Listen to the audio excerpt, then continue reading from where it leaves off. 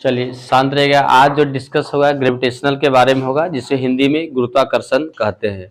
Gravitational क्या होता है, गुरुत्वाकर्षण क्या होता है, आज इसके बारे में हम लोग जानेंगे, है ना। आज न्यू चैप्टर है, थोड़ा ध्यान से सुनिएगा, अच्छे से समझ में आएगा, है ना। चलिए देखिएगा, हम जब देखते हैं कोई वस्तु को, जब हम ऊपर ले जाकर किसी हाइट पर ले जाकर जब फ्री रूप से छोड़ते हैं तो हमेशा क्या होता है, नीचे की ओर गिरता है। हमेशा क्या होता है, नीचे। कोई पत्थर को ले जाके छोड़िए वो भी नीचे आएगा, लकड़ी का टुकड़ा का छोड़िए वो भी क्या होगा, नीचे आएगा। अक्सर चीज क्या होता है, नीचे ही गिरता है। अक्सर के मतलब सभी वस्तु जिसमें द्रव्यमान होते हैं वो क्या होते हैं, नीचे की ओर गिरते हैं। इसका क्या कारण हो सकता है, इसका क्या रीजन होता है, ऊपर क्यों नहीं चला जाता है। जैसे कि मान लीजिए यहाँ पर एक पत्थर ले गए, ऐसे छोड़ दिए ना, तो ऊपर क्यों नहीं गया, नीचे क्यों गिर गया, चाहे वहीं पर क्यों नहीं अटक पाता है। या तो किसी टेबल पर रखते, पत्थर का टुकड़ा था, टेबल पर अटक जाता है, वहां भी तो नीचे गिर जाना चाहिए, लेकिन वहां पर अटक जाता है। और ऐसे स्पेस में छोड़ते तो नीचे क्यों गिर जाता है, बता सकते हैं। इसका खोज सबसे पहले, इसी क्वेश्चन का जवाब सबसे पहले किसने निकाले थे, न्यूटन साहब ने निकाले थे। न्यूटन ने बताया था नीचे आने के लिए एक कारण होता है, एक बल लगता है, अट्रैक्शन फोर्स लगता है, और उस अट्रैक्शन फोर्स से पृथ्वी हर एक वस्तु को अपनी ओर क्या करता है, खींचता है। इसे हम ग्रेविटेशनल कहते हैं। क्या कहते हैं, ग्रेविटेशनल कहते हैं, यानी गुरुत्वाकर्षण कहा जाता है। समझ में आ रहा है। तो अब यहाँ पर यह देखना है, केवल पृथ्वी ही सभी वस्तु को नहीं खींचता है, पृथ्वी के अलावा सभी वस्तु एक दूसरे को क्या करता है, खींचने का काम करता है। आप भी खींचने का काम करते हैं। दो लड़का एक बेंच पर बैठे तो वो भी एक दूसरे को क्या कर रहा है, खींच रहा है, बल लगा रहा है, लेकिन फिर भी दोनों क्यों नहीं सट पाते हैं, कारण क्या है। दो बेंच रखा हुआ है, दोनों बेंच के बीच बल लग रहा है कि नहीं लग रहा है, दोनों बेंच के बीच बल क्या हो रहा है, लग रहा है, लेकिन वो दोनों बेंच क्यों नहीं एक दूसरे के करीब आ जाता है, क्या रीजन है। तो कारण यही है कि जैसे देखिए न्यूटन ने क्या बताया कि दुनिया में, ब्रह्मांड में, दुनिया में क्या पूरा ब्रह्मांड में, यूनिवर्स में, पृथ्वी, पृथ्वी से बाहर भी जितने भी ऑब्जेक्ट है, जितने भी वस्तु है, सभी एक दूसरे को क्या करता है, अट्रैक्ट करता है, खींचता है, एक दूसरे पर बल लगाता है, और उस बल को ग्रेविटेशनल कहा जाता है या ग्रेविटेशनल फोर्स कहते हैं। कोई दिक्कत है, ये न्यूटन साहब ने बता दिया। इसका एक नियम दिए थे, इसे हम बोलते हैं ग्रेविटेशनल लॉ। क्या बोलते हैं, ग्रेविटेशनल लॉ। किसका ग्रेविटेशनल लॉ, तो न्यूटन का ग्रेविटेशनल लॉ, है ना। चलिए अभी सवाल ये है कि एक बेंच पर दो लड़का बैठा हुआ है, दो एक दूसरे को क्या कर रहा है, ग्रेविटेशनल फोर्स लगा रहा है। दोनों लड़का एक दूसरे पर क्या लगा रहा है, ग्रेविटेशनल फोर्स लगा रहा है, सब लगा रहे हैं, है ना। लेकिन एक दूसरे को क्यों नहीं मतलब सट पाते हैं, अलग अलग क्यों रहते हैं, मतलब एक खिसक जाना चाहिए ना फोर्स लगने के कारण, क्यों नहीं खिसक पाते, इसका रीजन क्या होता है।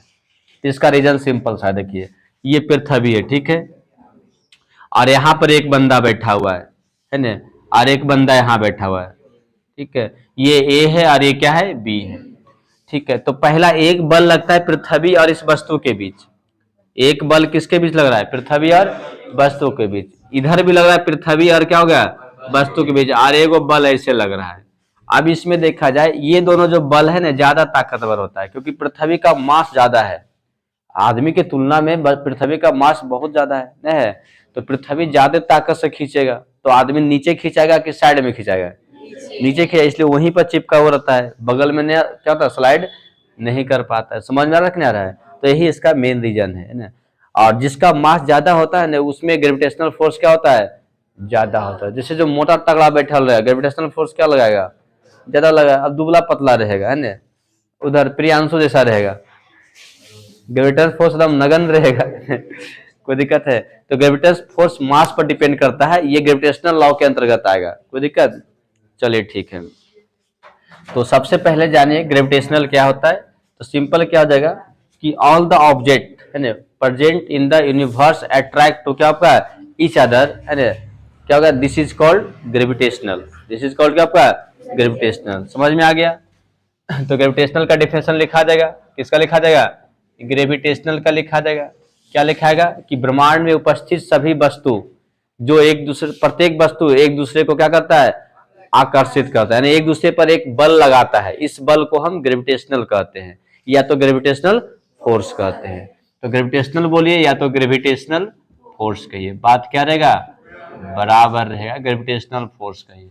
हिंदी में गुरुत्वाकर्षण या तो गुरुत्वाकर्षण बल, है ना, गुरुत्वाकर्षण, गुरुत्वाकर्षण बोलिए या तो फिर क्या बोलिएगा, गुरुत्वाकर्षण बल।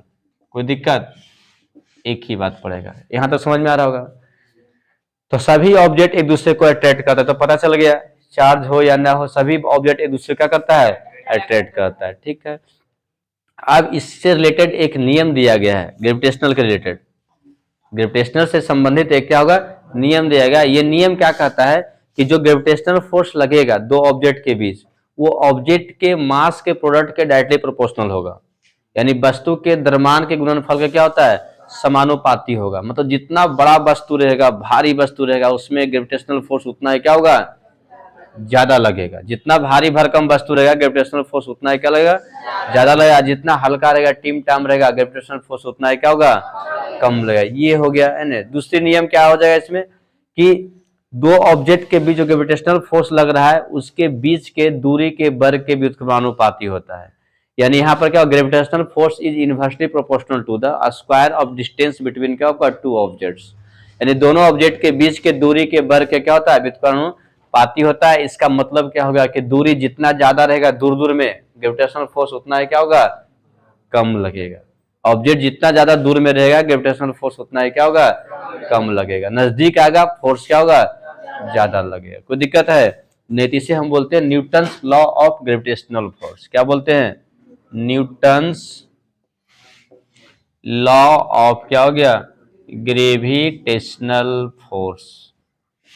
ग्रेविटेशनल फोर्स है ना, हिंदी में क्या बोलेगा, गुरुत्वाकर्षण बल का, या ग्रेविटेशनल खाली बोले, ग्रेविटेशन, गुरुत्वाकर्षण का, न्यूटन्स का गुरुत्वाकर्षण नियम हो गया। न्यूटन का गुरुत्वाकर्षण नियम, कौन सा, गुरुत्वाकर्षण नियम, इसको हिंदी में बोलते हैं। इस नियम के अनुसार अभी समझाएंगे है ना। जैसे दो ऑब्जेक्ट है, एक ऑब्जेक्ट ए है और दूसरा ऑब्जेक्ट क्या है, बी है। ये ऑब्जेक्ट ए मान लेते हैं, इसका बी मान लेते हैं, या तो वस्तु वन मान लेते हैं, ऑब्जेक्ट वन, और ये ऑब्जेक्ट क्या है, ये वस्तु दो हो गया। ठीक है, इसका जो मास है m1 है, इसका मास क्या है, m2 है। ठीक है, और दोनों के मास के बीच की दूरी क्या है, स्मॉल आर है। क्या है, स्मॉल आर है। समझ में आ रहा है। एक का मास m1, इसका मास m2, दोनों के द्रव्यमान के बीच की दूरी क्या है, स्मॉल आर है। तो इस नियम के अनुसार पहला क्या हो गया कि ग्रेविटेशनल फोर्स जो होता है, पहला नियम, ग्रेविटेशनल फोर्स क्या होगा, इज डायरेक्टली प्रोपोर्शनल, इज क्या हो गया, directly proportional to the product of mass, to the product of क्या हो गया, मास या मासेस हो गया। ये द्रव्यमानों के गुणनफल का क्या होता है, समानुपाती होता है। ये पहला नियम हो गया। इसको लिख सकते हैं डेटिज करके, ऐसे डेटिज करके लिखिएगा। यफ होगा डायरेक्टली प्रोपोर्शनल m1 गुने क्या होगा, m2। इसको इक्वेशन 1 मानिएगा, कोई दिक्कत नहीं है ना। दूसरा नियम क्या कहता है, दूसरा नियम इसमें क्या हो जाएगा, gravitational force is inversely proportional. क्या हो जाएगा, gravitational force is inversely proportional,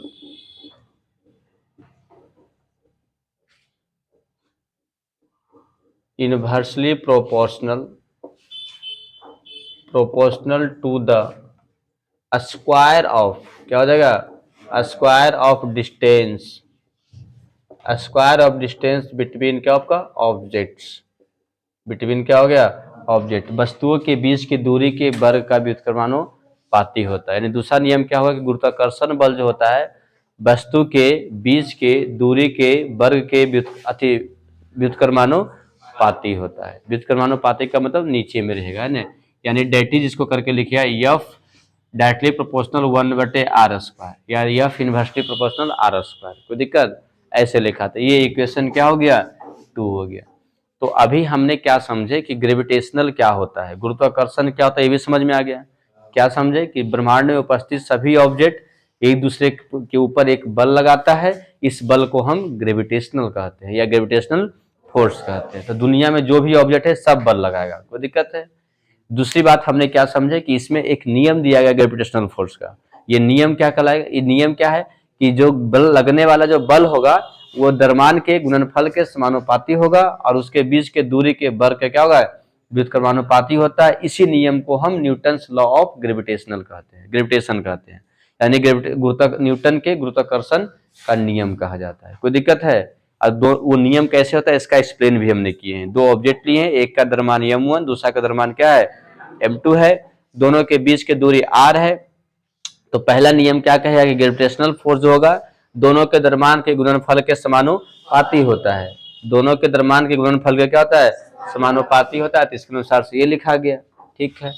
दूसरा नियम क्या कहता है कि गुरुत्वाकर्षण बल जो होगा दोनों के दूरी बीच के दूरी के वर्ग का व्युत्क्रमानुपाती होता है। वर्ग के क्या होता है, व्युत्क्रमानुपाती होता है। तो इससे समीकरण ये 2 बन गया। कोई दिक्कत? अब 1 2 और लेकर चलेंगे, ठीक है। जो क्लास में नहीं है तो जो बोल के लिख रहे हैं वीडियो रोक रोक के अपना लिख लीजिएगा, है ना।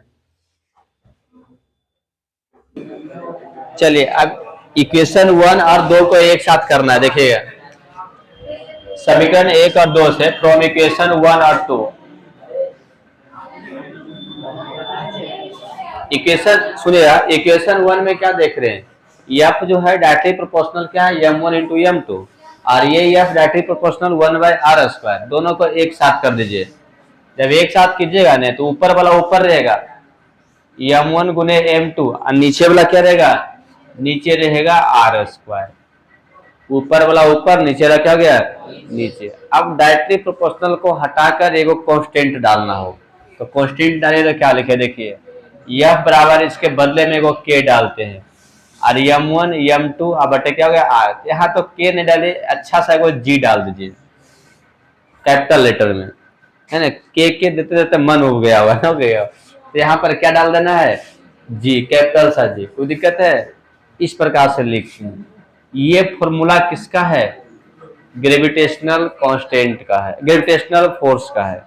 g यहाँ पर एक कांस्टेंट है, g जो माने क्या माने, कांस्टेंट माने, ठीक है। और इसे जानते क्या कहते हैं, जी को ग्रेविटेशनल कांस्टेंट कहते हैं। क्या बोलिएगा, ग्रेविटेशनल कांस्टेंट। हिंदी में बोलिएगा गुरुत्वाकर्षण स्थिरांक, गुरुत्वाकर्षण स्थिरांक ग्रेविटेशनल कांस्टेंट कहते हैं जी को। कोई दिक्कत है? तो जी एक कांस्टेंट है, इसे ग्रेविटेशनल कांस्टेंट गुरुत्वाकर्षण स्थिरांक कहा जाता है। इतना बात क्लियर हो गया। दूसरी बात देखिएगा, इस प्रकार से लिखा है। यदि इसी को वेक्टर फॉर्म में लिखना है तो कैसे आप लिखेंगे वेक्टर फॉर्म में, किसको वेक्टर फॉर्म में, ग्रेविटेशनल फोर्स को। तो ग्रेविटेशनल फोर्स को वेक्टर फॉर्म में लिखना है, एफ बराबर, तो इस प्रकार से लिखाएगा, जी हो गया m1 m2 अब बटे क्या हो गया, r² हो गया, और एगो r कैप ऐसे डाल दीजिए। क्या डाल दीजिएगा, r कैप, और यहाँ पर माइनस दीजिएगा। यहाँ पर क्या दीजिएगा, माइनस। ये इसका वेक्टर फॉर्म में लिखाया है। अब ये वेक्टर फॉर्म बहुत सारा बयान कर रहा है बातें। क्या क्या बयान करा, जो देखिएगा। पहले जो r कैप है ये यूनिट वेक्टर है, पता है r कैप क्या है, यूनिट वेक्टर है। तो r कैप जो है एक यूनिट वेक्टर है। ये क्या बता रहा है कि जो फोर्स लग रहा है वो दोनों बॉडी को ज्वाइन करने वाले लाइन के अलोंग लग रहा है। क्या लग रहा है, दोनों ऑब्जेक्ट, जैसे कि ऑब्जेक्ट ए है और ऑब्जेक्ट क्या है, ये मान लेते हैं ऑब्जेक्ट 1 है, ये ऑब्जेक्ट क्या है 2 है, ठीक है। ये ऑब्जेक्ट 1, ये ऑब्जेक्ट क्या हो गया 2 हो गया। तो दोनों को ज्वाइन कर दीजिए एक लाइन से। जैसे इस लाइन से हम ज्वाइन कर दिए, लाइन से क्या कर दिए ज्वाइन। तो फोर्स जो लग रहा है इसी लाइन के अलोंग लग रहा है, इसी लाइन के अलोंग फोर्स लग रहा है। कोई दिक्कत है? ऐसा नहीं कि उधर नहीं मार रहा है, इधर नहीं मार रहा तो ये फोर्स लग रहा है। ये यूनिट वेक्टर आर बताता है। कोई दिक्कत नहीं है। ये डायरेक्शन ऑफ फोर्स बता रहा है। डायरेक्शन ऑफ फोर्स क्या हो जाएगा, it is along the line joining two the body, नहीं हो जाएगा। ये दो वस्तु को ज्वाइन करने वाले दिशा के अनुदिश लग रहा है। कोई दिक्कत? पहली पॉइंट समझ में आ गया। दूसरी पॉइंट इसमें निगेटिव है, देखिए निगेटिव साइन दिया हुआ है, निगेटिव साइन देख रहे हैं, माइनस में है। माइनस क्या बताता है, negative sign tell us about the attraction force. Negative sign ये बताता है कि जो बल लग रहा है ये आकर्षण बल है। कौन सा बल है, ये आकर्षण बल है, अट्रैक्टिव फोर्स। कौन सा बल, अट्रैक्टिव फोर्स। तो ये नेगेटिव साइन यहाँ पर बता रहा है कि जो फोर्स लग रहा है वो अट्रैक्टिव फोर्स लग रहा है। कोई दिक्कत? तो माइनस साइन से पता चल गया कि ग्रेविटेशनल फोर्स कौन सा फोर्स होता है? आकर्षण बल। हमेशा आकर्षण बल, हमेशा क्या रहेगा? किसी भी प्रकार का वस्तु रखिए, हमेशा आकर्षण बल। दो पत्थर रखिए, आकर्षण बल। एगो पत्थर एगो लकड़ी रखिए, आकर्षण बल। एगो पत्थर एगो अथी लोहा रखिए, क्या होगा? आकर्षण बल। चुंबक रखिए या लोहा रखिए, आकर्षण बल। कुछ भी रखिए, गुरुत्वाकर्षण बल जब भी होगा तब भी क्या होगा? आकर्षण बल, एट्रैक्टिव फोर्स ही होगा। कोई दिक्कत? ये निगेटिव साइन बताता है। समझ में आ रहा है? अब थोड़ा सा हम चर्चा करेंगे इसके बारे में, कैपिटल जी के बारे में। बड़ा मेहनत से रखें, ऐसे बार बार के रखते आते थे कॉन्स्टेंट में, है ना, लेकिन यहाँ पर क्या रखें? तो जी के बारे में थोड़ा सा डिटेल से जानिएगा, तो इसको पहले नोट कर लीजिए। चलिए जानिए डिटेल से ग्रेविटेशनल कांस्टेंट के बारे में। शांत रहिएगा, अपने कीजिएगा, अच्छा समझ में आएगा। ग्रेविटेशनल कांस्टेंट, इसको हिंदी में क्या बोलेंगे? गुरुत्वीय, गुरुत्वीय बोल सकते हैं, कोई दिक्कत नहीं। गुरुत्वीय या गुरुत्वाकर्षण, बात एक ही होगा। गुरुत्वीय नियतांक हिंदी है, लपेट के मारता है हिंदी, है ना। गुरुत्वीय नियतांक, ग्रेविटेशनल कांस्टेंट के बारे में जानिए, जिसको हम कैपिटल जी कहते हैं। कौन सा जी कहते हैं? कैपिटल जी, यानी कैपिटल जी के बारे में जानते हैं। समझिए बढ़िया से। सबसे पहले ये जानिएगा कैपिटल जी कहाँ होता है। इसके लिए एक फॉर्मूला भी पढ़ाए थे ग्रेविटेशनल फोर्स का, है ना याद? F बराबर क्या होता है? F बराबर जी m1 गुने m2 अपॉन क्या होता है? RS होता है। यहीं पर होता है कैपिटल जी। ये तो समझ में आ रहा होगा। चलिए यदि हम यहाँ पर कर देते हैं m1 बराबर m2 बराबर 1 kg, दोनों का द्रव्यमान वस्तु का कितना है? 1 का kg के द्रव्यमान वाले वस्तु है। m1 का भी द्रव्यमान 1 kg, m2 का भी द्रव्यमान क्या है? 1 kg। कोई दिक्कत? और R1 बराबर कर देते हैं 1 मीटर। क्या करते हैं? 1 मीटर। कहने का मतलब क्या हुआ? दो ऑब्जेक्ट जो लिए हैं ना, ये भी 1 kg का है और ये भी क्या है?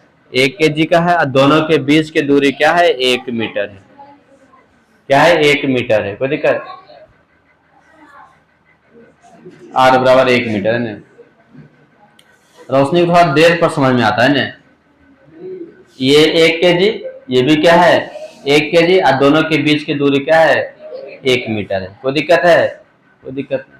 अब हमें क्या करना जानते हैं, जब इतना सब एक एक हो गया तो इसलिए F बराबर क्या रखा है बताइए तो? F बराबर क्या होगा? G गुने m1 की जगह पर 1, इसकी जगह पर भी 1, इसकी जगह पर 1 का होल स्क्वायर, यानी F बराबर क्या हो गया? G हो गया। तो G एक प्रकार का बल है। कौन सा बल? ग्रेविटेशनल फोर्स, गुरुत्वीय बल। तो G एक प्रकार का क्या है? गुरुत्वीय बल है। लेकिन वह गुरुत्वीय बल है जो इकाई द्रव्यमान वाले दो वस्तुओं जो इकाई दूरी से क्या हो?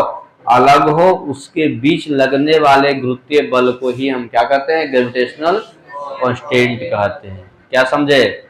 इकाई द्रव्यमान वाले, इकाई दूरी से अलग रखी हुई वस्तुओं के बीच लगने वाले गुरुत्वाकर्षण बल को या गुरुत्वीय बल को गुरुत्वीय स्थिरांक कहा जाता है। कोई दिक्कत? कोई दिक्कत नहीं। या इंग्लिश में लिखना था, कैसे लिखेगा? क्या होगा? ए ग्रेविटेशनल फोर्स, ए ग्रेविटेशनल फोर्स हो गया एक्सर्टेड, है ना, बिटवीन्स, एक्सर्टेड क्या हो गया? Betweens two object, two objects of unit masses, of unit masses and separated by unit distance, by unit distance। यानी हिंदी में देखा जाए तो क्या हो जाएगा? इकाई दूरी से अलग दो इकाई द्रव्यमान वाले वस्तुओं के बीच लगने वाले बल को इकाई दूरी से अलग इकाई द्रव्यमान वाले द्रव्यमान वाले हो गया दो वस्तुओं के बीच दो क्या हो जाएगा वस्तुओं के बीच लगने वाले गुरुत्वीय बल को, कौन सा बल को, गुरुत्वीय बल को गुरुत्वीय स्थिरांक कहा जाता है। गुरुत्वीय स्थिरांक कहा जाता है, स्थिरांक कहा जाता है यानी जी कहा जाता है ना। यानी क्या हो जाएगा, a gravitational force exerted between two object of unit mass and separated by unit distance is called क्या होगा, ग्रेविटेशनल कांस्टेंट यानी जी इज कॉल्ड क्या हो गया, जी। कोई दिक्कत है, कोई दिक्कत है, इसका नोट कीजिए इतना पहले।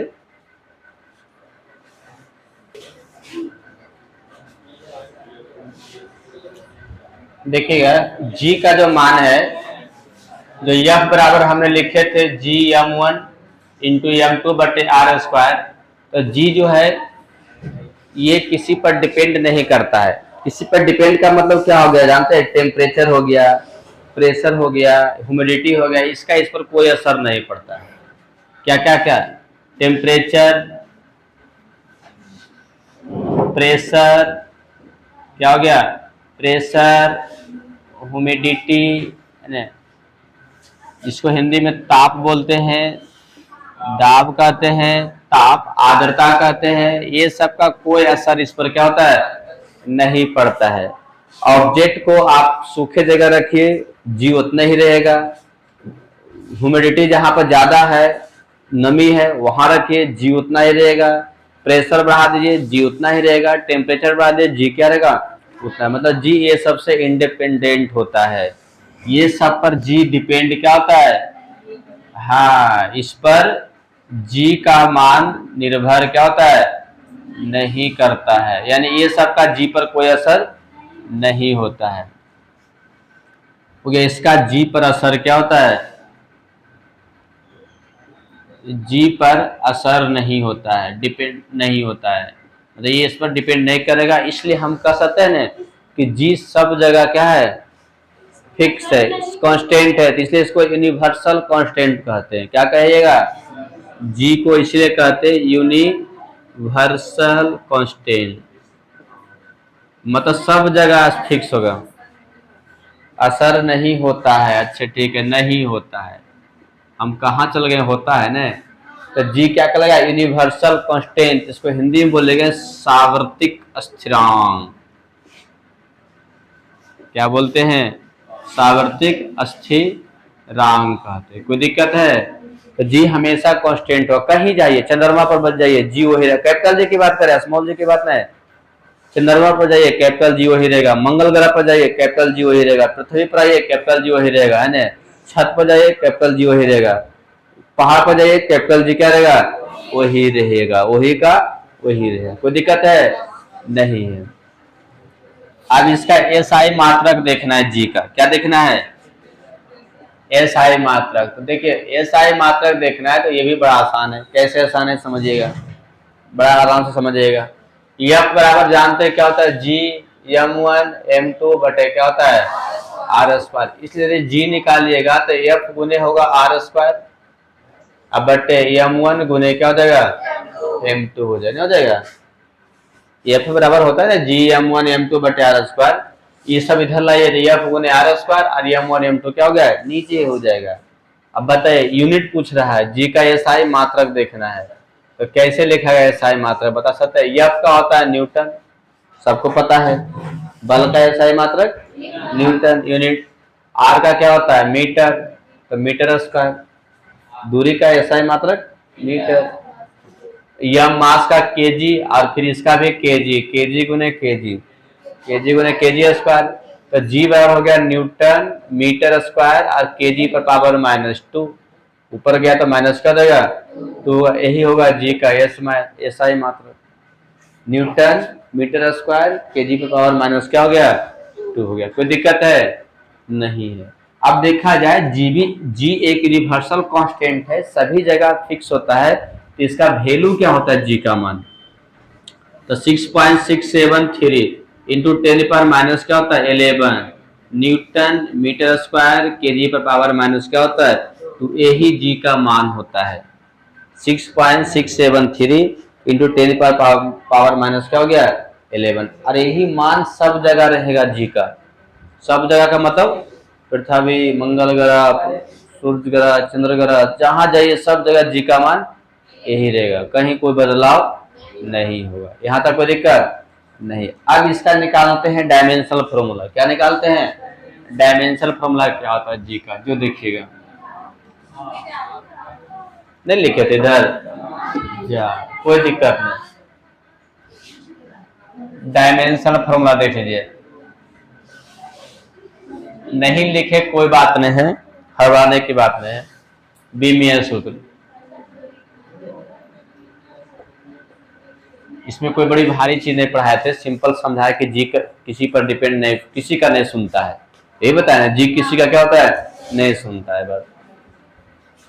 चलिए डायमेंशन फॉर्मूला कैसे निकलेगा, ये भी आसान तरीका, शांत देखिए, क्यों जानते हैं फिर जी बराबर क्या निकाला था फॉर्मूला, एफ गुने आर स्क्वायर, एफ गुने क्या था और नीचे m1 गुने क्या था m2, यही आया था ना। देखिए यहां से g बराबर एफ गुने आर स्क्वायर, नीचे m1 गुने क्या है m2 है, इधर ध्यान दीजिए, तो एफ गुने आर स्क्वायर नीचे m1 गुने क्या है m2 है। अब बताइएगा एफ का डायमेंशन फॉर्मूला क्या होगा, एम एल टी माइनस क्या होता है 2, याद है, अच्छी बात है, दो गो आर है तो इसका यल पर पावर क्या L2 हो जाएगा, दूरी का यल होता है ना, स्क्वायर दो गो है तो L2 हो गया। नीचे मास है, मास का m2 क्या देगा m2। अब ये ऊपर जाएगा तो देखिए m पर पावर यहाँ पर 1 है और ये 2 है तो 1 घटाओ क्या देगा 2, और यल पर पावर 1 है यहाँ पर 2 है तो 1 प्लस क्या देगा 2 गुना है ना, और टी पर पावर माइनस क्या रह गया 2 रह गया, एक साथ कर दिए तो जी बार m पर पावर -1, यल पर पावर 3 और टी पर पावर माइनस क्या देगा 2 हो गया। ये हो गया डायमेंशन फॉर्मूला जी का, ये क्या हो गया डायमेंशन फॉर्मूला। तो जी का आपने यूनिट भी समझ गए, जी का वैल्यू भी समझ गए, जी का डायमेंशन फॉर्मूला भी समझ गए, और ये भी जान गए कि जी किसी का सुनने वाला नहीं है, ये हमेशा कांस्टेंट होता है, सभी जगह इसका वैल्यू फिक्स होता है, कोई दिक्कत नहीं। चलिए आराम से लिख लीजिए।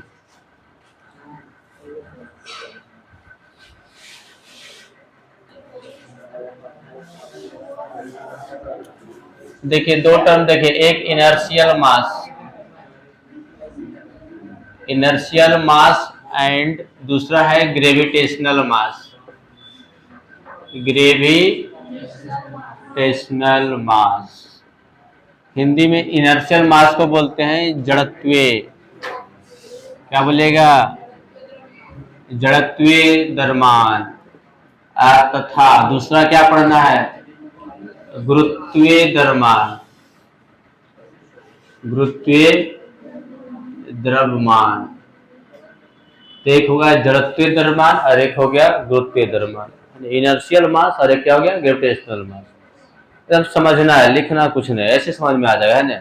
जैसे कि देखिएगा कोई एक ऑब्जेक्ट है, ये सरफेस है, ये क्या है सरफेस है, ठीक है, सतह मान लेते हैं, आराम से समझना है। यहाँ पर कोई वस्तु रखा हुआ है, क्या है वस्तु रखा हुआ है, ये रेस्ट में है, ये ऑब्जेक्ट कैसा है रेस्ट में, मतलब विराम अवस्था में, ये विराम अवस्था में है, को दिक्कत। इस ऑब्जेक्ट को अब गति कराना है, क्या कराना है गति, यानी कोई सरफेस पर सतह पर कोई ऑब्जेक्ट रखा हुआ है, ऑब्जेक्ट रखा हुआ ये रेस्ट में है विराम अवस्था में, इसको क्या करवाना है गति करवाना है। तो गति करवाने के लिए हम क्या लगाना पड़ेगा आपको बल लगाना पड़ेगा, इस पर आप बल लगाइएगा, फोर्स लगाइएगा, तो ये क्या होगा मोशन में आएगा, गति में आएगा, इसमें आएगा गति में यानी मोशन में आएगा, कोई दिक्कत। अब दूसरी बात है, यदि वही वस्तु वहां पर उसके द्रव्यमान बढ़ा दिया जाए वस्तु का, मतलब बड़ा वस्तु रखा जाएगा, तो बल हमें ज्यादा लगाना पड़ेगा मोशन में करने के लिए, और वस्तु का द्रव्यमान बढ़ा दिया जाए तो बल और क्या लगाना पड़ेगा ज्यादा लगाना पड़ेगा, समझ में रहा है। इस प्रकार से हम क्या देखते हैं कि यदि वस्तु का साइज बढ़ा रहे हैं, मास बढ़ा रहे हैं तो उस पर फोर्स क्या होगा, अधिक लगाना पड़ रहा है। इसे हम क्या करते हैं, ये इनर्शिया को डिफाइन करता है। क्यों डिफाइन करता है? हाँ, इस प्रकार से जो हम बल लगा रहे हैं, जो आवश्यक बल की आवश्यकता जो पड़ रहा है, वो डिटरमाइन, वो किसका बोध कराता है, इनर्शिया का डिटरमाइन कराता है, बोध करवाता है। समझ में आ रहा है ना? इनर्शिया पढ़े होंगे, inertia of rest, inertia of motion, inertia of direction, पढ़े थे ना? चलिए, तो इनर्शिया से ये पता चलता है कि किसी भी ऑब्जेक्ट को गति कराने के लिए आप कितना फोर्स लगा सकते हैं। किसी भारी वस्तु रहेगा, इनर्शिया ऑफ रेस्ट उसका ज्यादा होगा, समझ में? उसमें हमें क्या होगा, ज्यादा अधिक बल लगाना पड़ेगा। यहाँ पर हम क्या कर सकते हैं, जो आवश्यक बल है गति के लिए ना, विराम अवस्था से क्या हो गया, विरामावस्था से गति के लिए आवश्यक बल, विरामावस्था से गति के लिए क्या हो गया, आवश्यक बल इनर्शिया का, इनर्शिया मतलब जड़त्व का बोध, आवश्यक बल से जड़त्व का बोध होता है। किसका बोध होता है, जड़त्व का बोध होता है। कोई दिक्कत है? और इस प्रकार से हम क्या देख रहे हैं कि यदि बस बल हम ज्यादा लगा रहे हैं तो उस ऑब्जेक्ट का इनर्शिया हम ज्यादा कहेंगे गति करने के लिए। जैसे 3-4 वस्तु रखा हुआ है, किसी को मोशन में लाने के लिए ज्यादा बल लगाए, मतलब उसका इनर्शिया क्या होगा, ज्यादा होगा। कम बल लगा, इनर्शिया क्या होगा, कम बल होगा। तो इस केसेस में हम क्या देखते हैं कि उसी में इनर्शिया ज्यादा होगा, उसी में बल ज्यादा लगेगा, जिसका द्रव्यमान क्या होगा, ज्यादा होगा। तो इस केसेस में जो द्रव्यमान होगा उसे इनर्शियल मास कहते हैं। क्या कहते हैं, इनर्शियल मास, है ना? तो इस संबंध का सकते हैं कि इस संबंध में, है ना,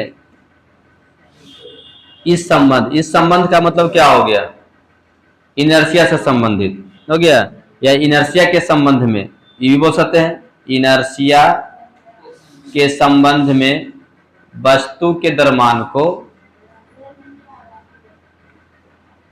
इनर्शिया के संबंध में वस्तु के द्रव्यमान को क्या कहते हैं, चलिए ठीक है ऊपर लिखते हैं ना, इनर्शिया के संबंध में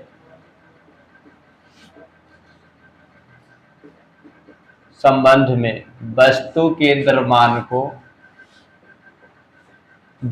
को क्या कहते हैं, इनर्शियल मास कहा जाता है। इनर्शियल मास क्या हो गया, कहा जाता है। ये सिंपल कंसेप्ट हो गया इनर्शियल मास का।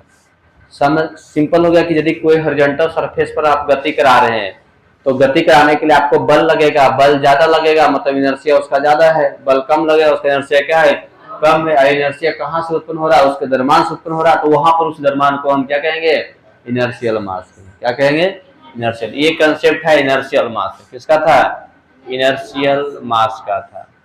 ग्रेविटेशनल मास का और छोटा कंसेप्ट, ग्रेविटेशनल मास समझिए क्या होता है। ग्रेविटेशनल मास आप क्या समझते हैं कि पृथ्वी जो होता है, अर्थ होता है, हर एक ऑब्जेक्ट को अपनी ओर क्या करता है, अट्रैक्ट करता है।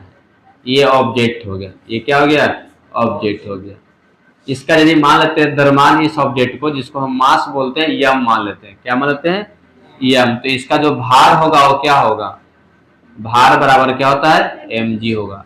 और वही जो भार होगा गुरुत्वाकर्षण बल के क्या होगा, बराबर होगा। यही जो भार होगा वो गुरुत्वाकर्षण बल यानी ग्रेविटेशनल फोर्स, उसको अंग्रेजी में क्या बोलते हैं, ग्रेविटेशनल फोर्स बराबर क्या हो गया, भार यानी अंग्रेजी में वेट।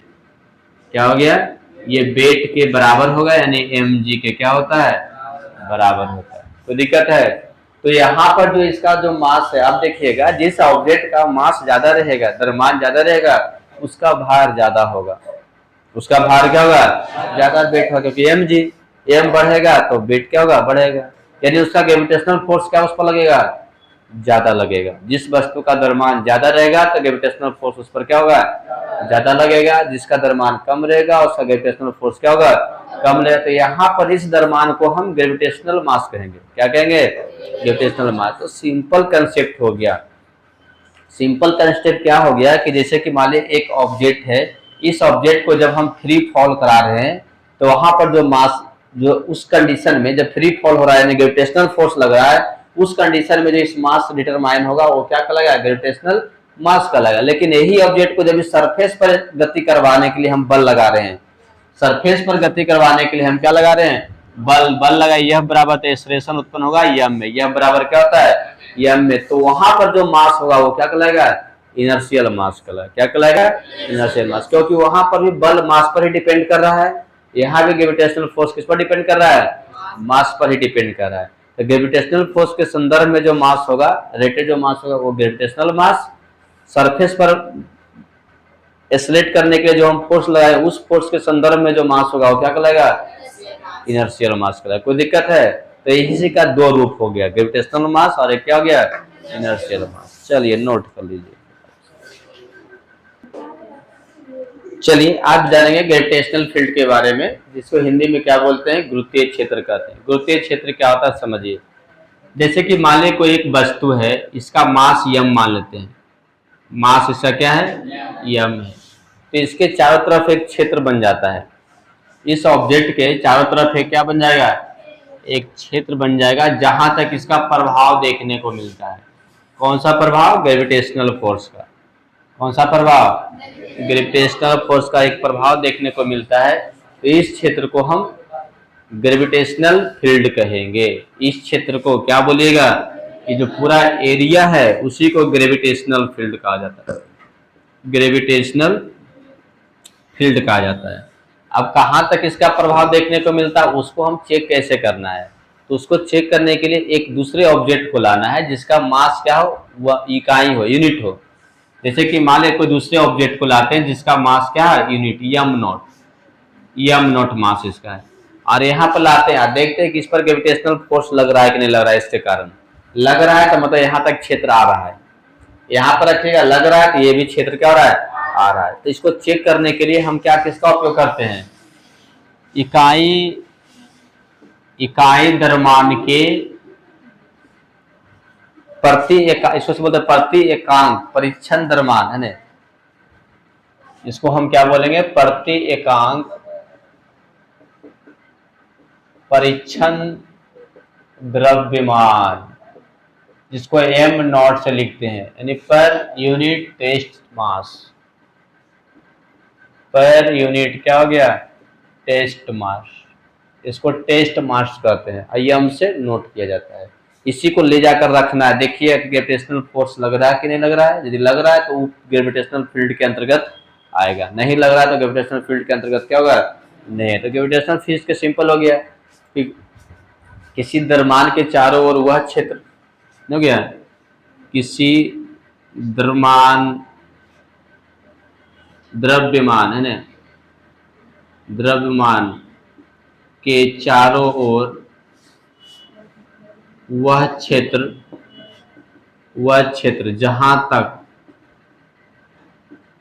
जहां तक गुरुत्वाकर्षण बल का क्या होता है, प्रभाव होता है, जहां तक इसके गुरुत्वाकर्षण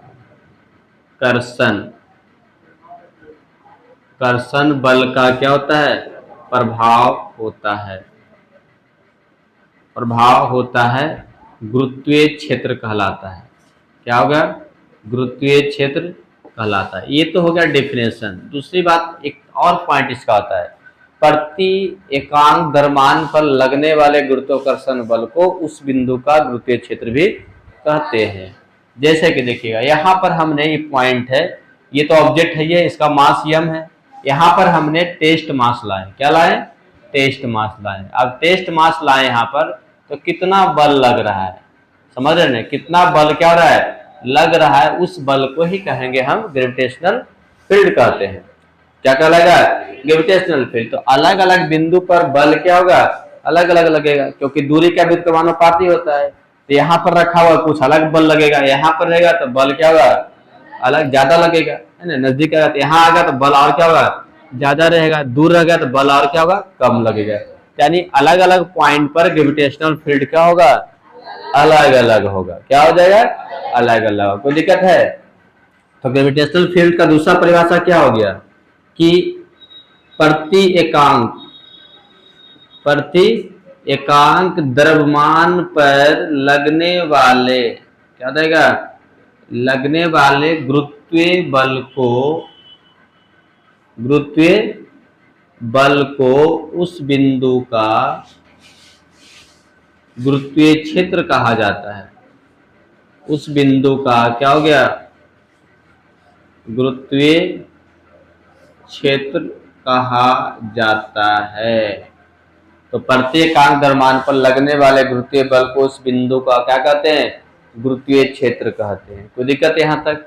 कोई दिक्कत है। अब इसको पहले, अब यहाँ आगे समझ जाइएगा थोड़ा सा। देखिए बल का फॉर्मूला पढ़े थे, F बराबर क्या होता है, G(m1), या इसके जैसे मान लीजिए ये m0 ऑब्जेक्ट है और ये m है, तो क्या होगा, m गुने m0, m गुने क्या होगा, m0 बटे r स्क्वायर, बटे क्या हो जाएगा, r स्क्वायर। अब इसको इकाई करना होगा, क्या करना होगा, इकाई करना होगा। तो F बराबर क्या होगा, Gm बटे क्या हो गया, r स्क्वायर, Gm बटे क्या हो गया, r स्क्वायर। कोई दिक्कत? तो यहाँ पर अब ऐसे लिखेगा, यदि m0 बराबर 1 कर देते हैं, यदि m0 बराबर क्या करते हैं 1, तब ये f नहीं रहेगा, अब e वाला g लिखेगा ऐसे करके, है ना, ये खतरनाक थोड़ा है ना, ऐसे करके, ये इसी को बोलते हैं ग्रेविटेशनल फील्ड का संकेत होता है। बराबर क्या होगा, Gm बटे क्या हो जाएगा, r स्क्वायर हो जाएगा। Gm बटे क्या लिखा गया, r स्क्वायर। कोई दिक्कत?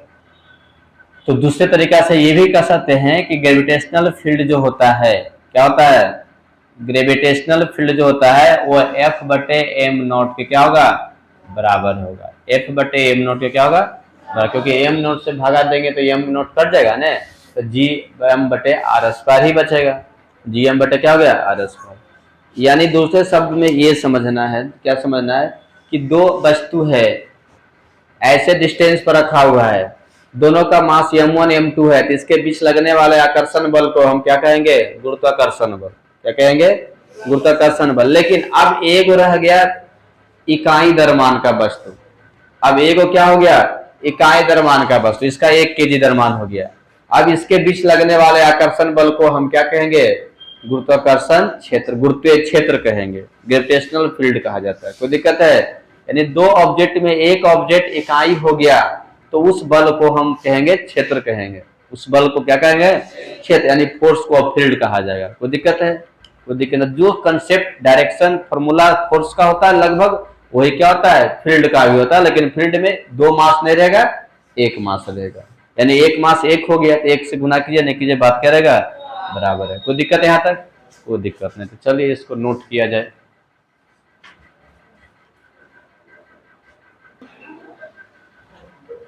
ग्रेविटेशनल फील्ड जो है, ग्रेविटेशनल फील्ड ये क्या है, 1 नंबर में ये भी वेक्टर है, ये भी क्या है, वेक्टर है। इसका भी डायरेक्शन अलोंग द एक्सिस होगा, जो पॉइंट ज्वाइनिंग द पॉइंट के अलोंग होगा, है ना। दूसरी बात, यदि इसका एसआई मात्रक निकालना चाहते हैं तो कैसे निकलेगा, एसआई भी पढ़े थे। देखिए ग्रेविटेशनल फील्ड का जो फॉर्मूला होता है, ये G बराबर क्या हो जाएगा, F बटे m नहीं होता है, F बटे m0, और F का न्यूटन होता है, इसका क्या होगा, kg, तो न्यूटन पर kg, न्यूटन क्या हो गया, पर kg। तो एक मात्रक होगा न्यूटन पर kg। दूसरा मात्रक निकालना चाहते हैं तो एक और निकलेगा, कैसे निकलेगा, तो बल का जानते क्या होता है, kg मीटर स्क्वायर और पर सेकेंड नहीं होता है, नहीं, kg मीटर स्क्वायर पर सेकेंड होता है, सही होता है। ये बल का मात्रक दूसरा होता है, न्यूटन का kg मीटर स्क्वायर और क्या हो गया, पर सेकेंड। पर सेकेंड स्क्वायर होता है, बल का F बराबर m में होता है ना, इसमें अलग से देखिए F बराबर क्या होता है, m में होता है। F का होगा m का kg, a का क्या होता है, मीटर पर सेकेंड स्क्वायर नहीं होता है। यानी यहाँ पर हम कह सकते हैं F के जगह पर निकालिएगा तो क्या होता है, kg मीटर सेकेंड पर पावर -2 नहीं हो जाएगा। तो इसके जगह पर क्या, kg मीटर सेकेंड पर पावर माइनस क्या हो जाएगा, 2 हो जाएगा। और नीचे m है ना, तो इसका क्या होगा, kg होगा, क्या हो जाएगा, kg कट गया, तो क्या बचेगा, मीटर सेकेंड पर पावर माइनस क्या हो गया, 2। तो ये भी मात्रक होता है, ऐसा है मात्रक, एक न्यूटन पर kg और एक मीटर पर सेकेंड स्क्वायर यानी एक्सेलरेशन है, यानी क्या है एक्सेलरेशन न हो गया। एक्सेलरेशन का मात्रा कहिए तो मीटर पर सेकंड स्क्वायर एक्सेलरेशन का भी होता है। ये हो गया, कोई दिक्कत। डायमेंशन फॉर्मूला निकालना चाहते तो क्या हो जाएगा इसका, यदि डायमेंशन फॉर्मूला निकालना चाहते हैं तो जानते हैं क्या हो डायमेंशन फॉर्मूला, यम पर 0 होगा, यल और टी माइनस क्या हो जाएगा 2 होगा, क्योंकि इसमें मास नहीं है, द्रव्यमान नहीं है, तो यम पर क्या होगा 0, मीटर लंबाई है तो यल, समय पर -2 है तो टी पर माइनस क्या हो गया 2 हो गया। कोई दिक्कत यहाँ तक। चलिए आज का इतना ही।